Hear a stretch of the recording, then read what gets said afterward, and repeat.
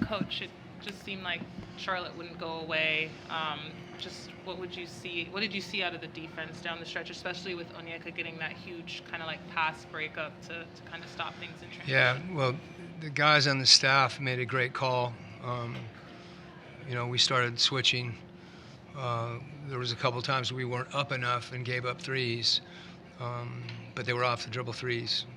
But I said anytime you play a team that shoots the ball, as well as they do, and is a high volume 3-point attempt team, especially in a game like that where people are out, guys are loose, and Brandon Miller can obviously really score. So they had a lot of guys that contributed.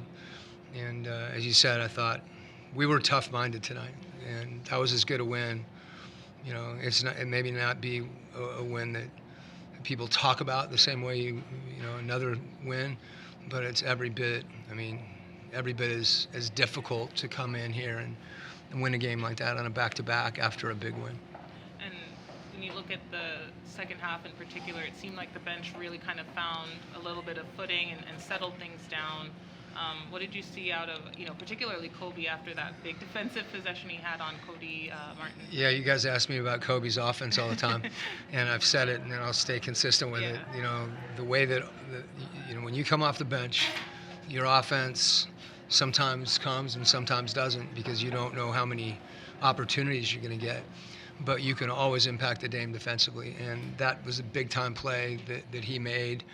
I thought that group also, it wasn't just that, that steal, but we dug in. And when that happens, I thought the ball moved on the other end, which is crucial, particularly again with a unit like that everybody's trying to score collectively and trying to help one another get shots, instead of somebody trying to carry us, so to speak.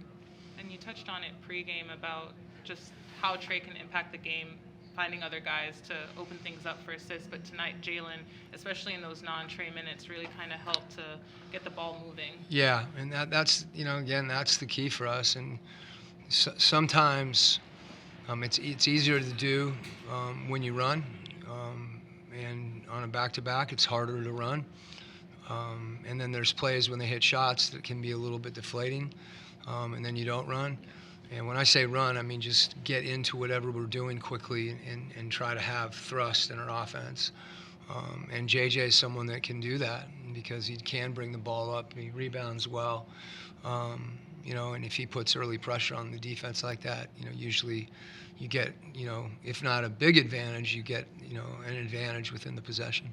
And then talking about the centers tonight, both Quin and Onyeka with double-digit rebounds, they seem to get swarmed kind of whenever they're on the glass there. I mean, what does it say about sort of their strength and ability to kind of play through some of that contact? Yeah, one of the biggest things is, to your point, particularly when we offensive rebound, sometimes there isn't a great shot available.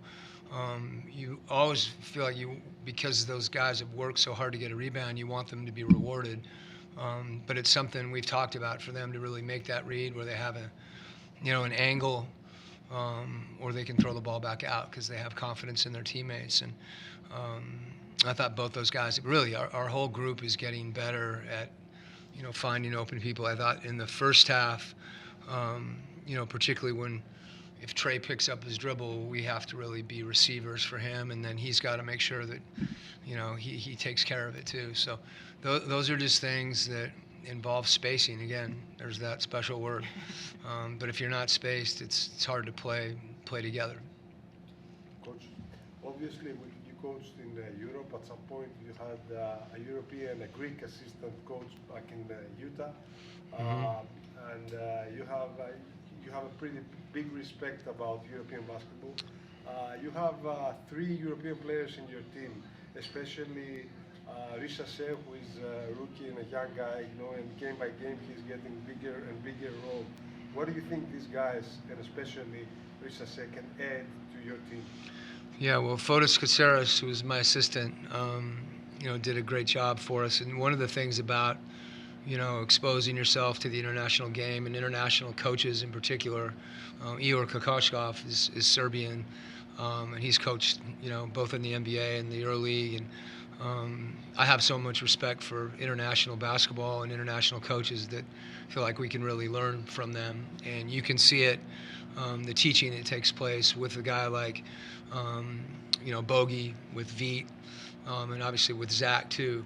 So those guys, they know how to play the game, meaning they make other people better when they're on the court. And that's the biggest thing to me. I like that. I don't care where you're from. Anywhere you want to be from is fine. We don't care about any of that.